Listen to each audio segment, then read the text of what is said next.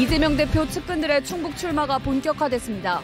핵심 친문계가 현역인 지역구에 출사표를 던져 친문 대 친명 대결이 불가피하게 됐습니다.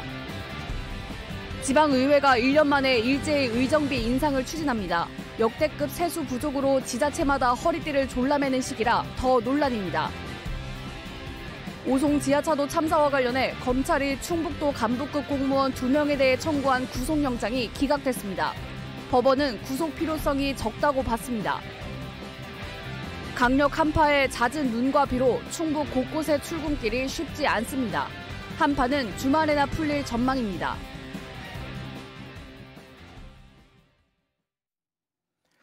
네, 시청자 여러분 안녕하십니까? 계속해서 MBC 뉴스투데이 충북입니다.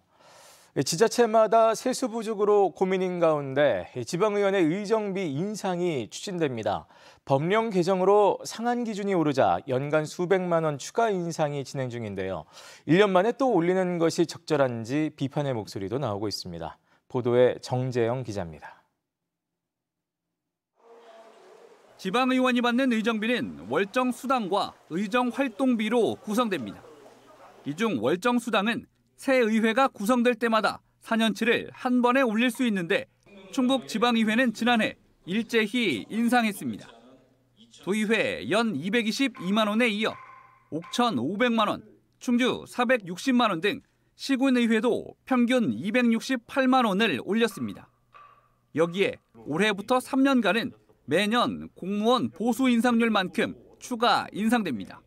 2022년 월정 수당 지급액 5.7%를 합산하여 반영한다. 그런데 새해가 되자 이번엔 20년간 법정 상한에 묶여 있었던 의정활동비 인상이 추진되고 있습니다. 지난달 시행령이 개정되면서 도의원은 연간 600만 원, 기초의원은 480만 원씩 상한액이 늘어난 겁니다. 충북지방의회 의정비 심의위 가운데 절반이 벌써 최고액 인상을 결정해 주민 의견 수렴 절차에 들어갔습니다. 시행령 개정 취지를 감안하여 심의위원님들과 심도 있는 고민과 논의 끝에 청주시 의회 의원에게 지급할 의정활동비를 월 150만 원으로 정하고 의정활동비 상한이 늘었다고 반드시 올려줘야 하는 건 아닙니다. 재정 형편에 따라 심의위가 인상폭을 달리 정할 수 있는데 재정 자립도가 20%도 안 되는 지자체들까지 모두 최고액 인상을 추진 중입니다. 또 애초에 지자체가 동결을 결정하면 심의 자체가 필요 없지만 도내에 그런 곳은 없습니다.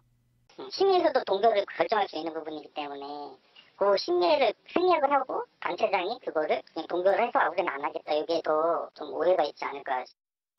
이대로 의정활동비가 법정 한도를 꽉 채울 경우 올해 의정비 인상폭은 월정 수당을 더해 도의원 892만 원, 기초의원은 평균 792만 원으로 대폭 늘어납니다. 도의원 연 6,600만 원, 기초의원은 평균 4,468만 원을 받게 됩니다. 시기상으로나 주민 여론을 고려해서나 매우 부적절해 보이고요. 주민의 대표로서 의회 본연의 역할을 하려면 의정비 인상 시도에 대해서 의회 차원에서 반대 입장을 오히려 내는 방식이어야 한다라고. 각 의정비 심의위는 3월까지 의견 수렴을 거쳐 인상폭을 확정하는데 현재로선 결론이 달라질 가능성은 높지 않아 보입니다. MBC 뉴스 정지영입니다. 네, 더불어민주당에서는 이번 총선 이재명 대표의 측근을 자처하는 친명 인사들의 출마가 잇따르고 있습니다. 문제는 이들이 친문 핵심 인사로 분류되는 곳에 도전장을 내고 있어 친문 대 친명 공천 경쟁이 펼쳐질 것으로 보입니다. 김대훈 기자가 전해드립니다. 이재명 대표의 측근 이현희 민주연구원 부원장이 청주 흥덕 출마를 선언했습니다. 이 부원장은 3년 뒤 민주당이 다시 집권한다면 이재명 대표가 중심이 될 것이라면서 청와대를 청주로 이전하겠다는 공약을 내놨습니다. 3년 뒤 대선에서 민주당이 정권 교체를 이루면 그 첫 번째 과제가 청와대 이전 문제가 될 것입니다. 이 부원장은 이 대표와 중앙대 동문으로 중앙대가 있는 서울 동작구 출마를 준비해왔지만 청주 흥덕구로 돌연 지역구를 바꿨습니다.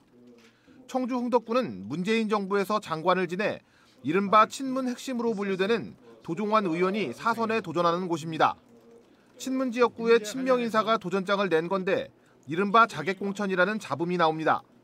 문재인 정부 청와대 출신인 이장섭 의원의 지역구인 청주 서원구에는 친명을 자처하는 이광희 전 도의원이 도전장을 냈습니다.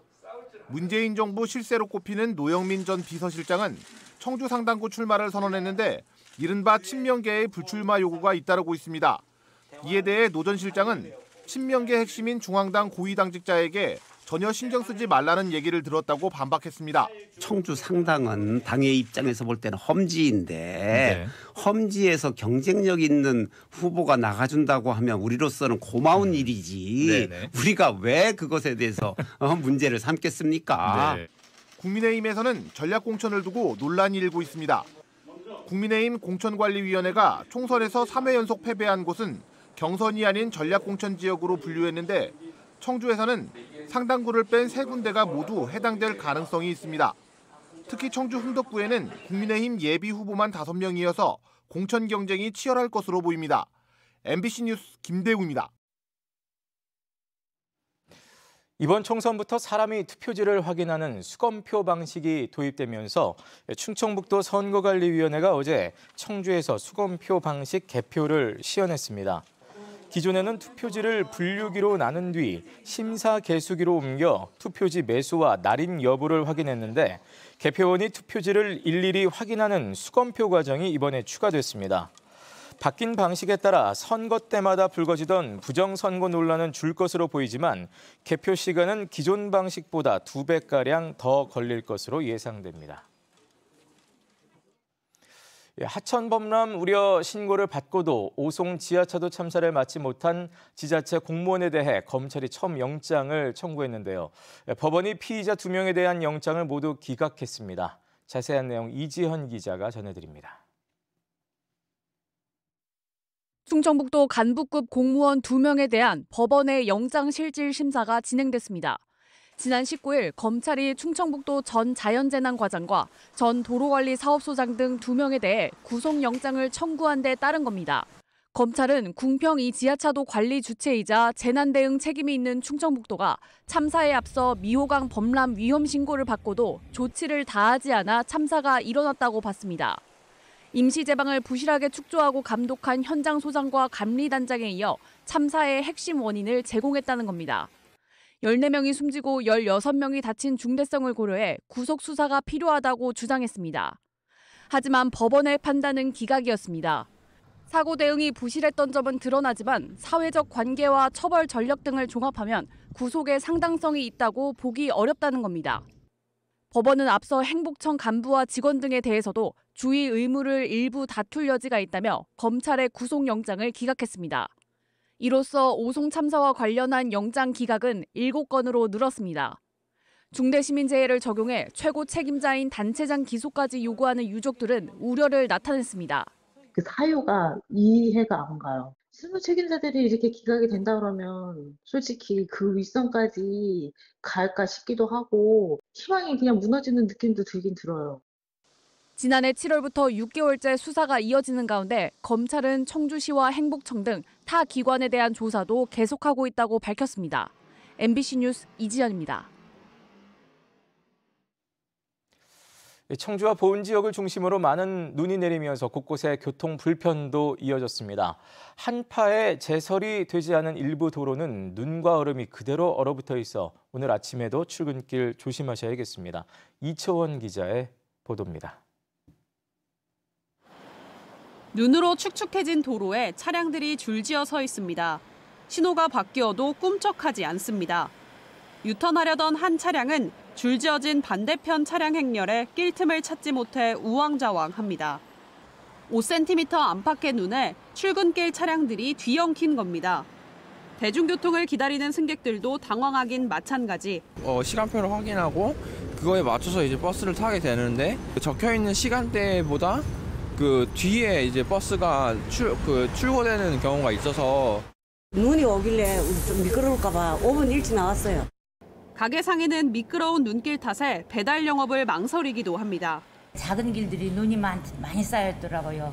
그래서 오면서 오늘 매장에 가갖고 배달을 열어야 되나 닫아야 되나.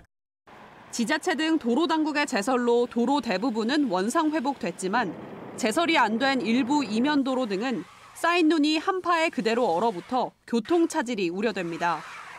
당분간 눈 소식은 없겠지만 한파는 내일 아침까지 이어질 전망입니다. 이번 주에는 눈 소식은 없겠고 대체로 맑은 날씨를 보이겠습니다. 금요일까지 아침 기온이 영하 10도 내외로 떨어져 매우 춥겠고 종일 영하권에 머물렀던 한낮 기온은 오는 주말 5도 안팎까지 회복하면서 평년보다 3도 정도 높겠습니다. MBC 뉴스 이초원입니다. 충북에서도 해마다 평균 3건 이상 전통시장 화재가 발생한 것으로 나타났습니다. 충북소방본부가 최근 5년 동안 집계한 전통시장 화재는 16건, 피해액은 15억 원으로 한 해 평균 3.2건, 건당 피해액은 1억 원에 가까웠습니다. 충북소방본부는 충남 서천 특화시장 대형 화재를 계기로 늦은 밤과 새벽 하루 2차례 이상 순찰을 실시하고 전기나 가스 시설을 집중 점검하는 등 전통시장 화재 예방 대책을 내놨습니다. 다른 사람의 신용카드로 교통비를 2,000번 넘게 결제한 50대가 벌금형을 선고받았습니다. 청주지방법원은 지난 2018년 증평의 한 마트에서 준 신용카드로 반년 동안 2,600여 차례에 걸쳐 교통비 221만 원을 결제한 50대 피고인에게 벌금 500만 원을 선고했습니다. 재판부는 피고인이 동종 범죄 전력이 있고 피해자와 합의하지 못한 점 등을 고려해 이같이 형을 정했다고 판시했습니다.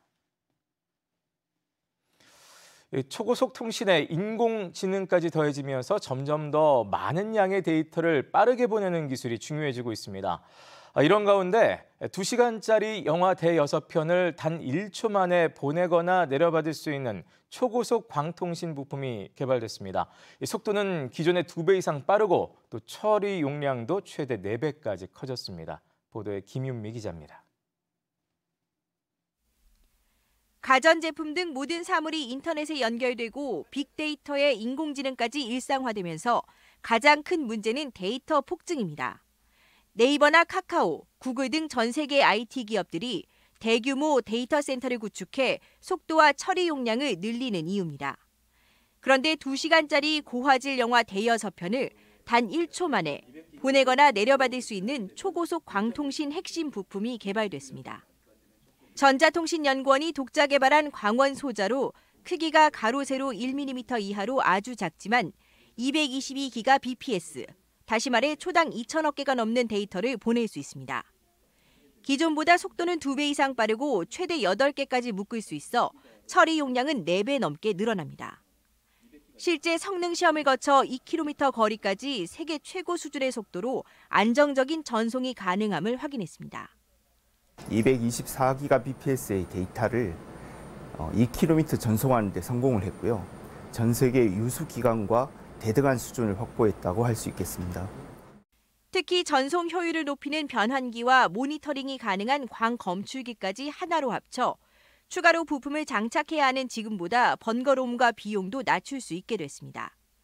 현재 해외 부품이 쓰이는 데이터 센터나 5G, 6G 등 이동통신 기지국 등의 활용이 기대됩니다.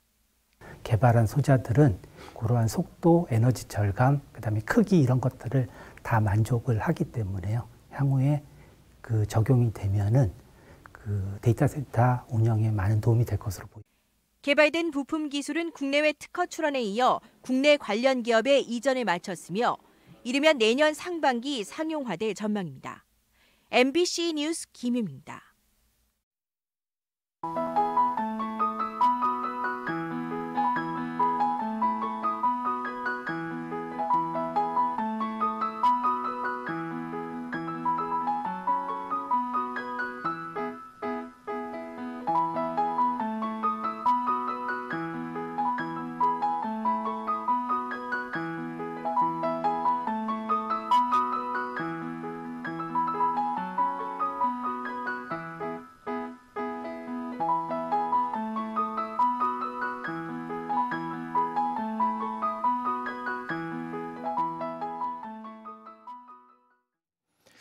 청주 지역의 도시재생을 비롯해 농촌과 상권 활성화 사업을 전담할 별도 기구가 출범합니다. 청주시는 농촌과 상권, 도시재생 사업을 통합 전담해 전문성을 높이는 한편 예산과 행정중복 낭비를 막기 위해 오는 7월 출연 기관인 청주시 활성화재단을 발족할 예정입니다. 이를 위해 지난해 8월 기본계획 수립 이후 타당성 검토와 충청북도의 설립 심의를 마친 상태입니다. 청주권 비시가화 지역 내 개발 요건이 한층 강화됩니다. 청주시는 비시가화 지역 가운데 계획관리지역 전체를 성장관리계획 구역으로 지정하고 지난해 말 고시한 성장관리계획을 오는 27일부터 적용합니다. 이에 따라 계획관리지역에 공장이나 창고시설 등을 지으려면 진입로 개설 의무 등이 부과되고 또 환경오염 우려 건축물은 학교나 주거 밀집지와 200m 이상 떨어져야 합니다. 성장관리계획은 비시가화 지역 난개발을 막기 위한 국토계획법 시행령 개정에 따른 것입니다. 지난해 옥천을 방문한 관광객이 사상 처음 100만 명을 넘어섰습니다. 옥천구는 관광지식정보 시스템에 정식 등록된 14개 관광지를 기준으로 지난해 모두 111만 명의 관광객이 옥천을 다녀간 것으로 집계됐다고 밝혔습니다. 이는 코로나19가 심각했던 2021년 48만 명의 2배를 웃도는 수준입니다. 네, 뉴스투데이 충북이었습니다. 함께 시청해주신 여러분 고맙습니다.